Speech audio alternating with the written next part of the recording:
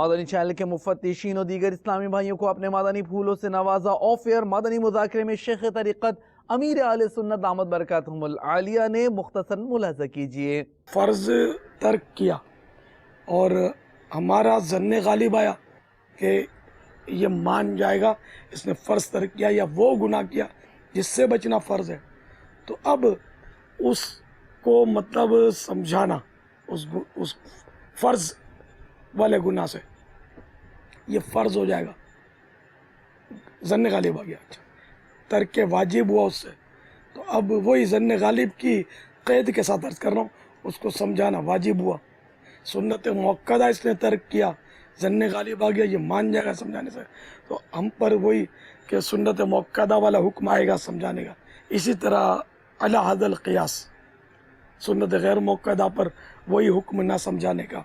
مستحب اس نے ترک کیا، اب ہمارا ظن غالب میں مان جائے گا، تو اب اگر ہم نے نہیں سمجھایا تو ہم نے ترک مستحب والا جو بھی الزام ہے وہ ہم پر آئے گا، اگرچہ ہم اس میں یوں بچ کے نکل جاتے ہیں کہ یہ گناہ تھوڑی ہے.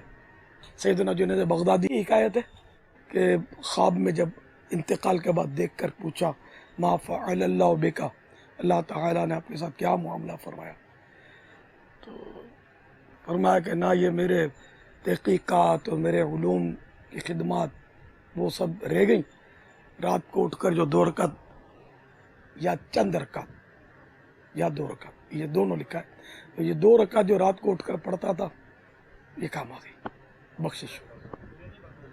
تو اللہ کی بارگاہ میں کیا مقبول ہے؟ ہمارے لمبے لمبے بیانات مقبول ہیں یا بیان سن کر صرف درود پاک پڑھ دینا مقبول ہے، یا اللہ تعالیٰ کا نام نامی اسم گرامی سن کر محبت سے جل جلالہ کہہ دیا یہ مقبول ہے؟ کچھ پتہ نہیں ہے، کچھ پتہ نہیں اللہ تعالیٰ کی کیا خفیہ تدبیر ہے. خفیہ تدبیر صرف اس میں ہی نہیں ہے نا کہ وہ عذاب دے گا، خفیہ تدبیر یہ بھی ہے کہ ثواب کس میں وہ راضی ہو جائے اور بخش دے.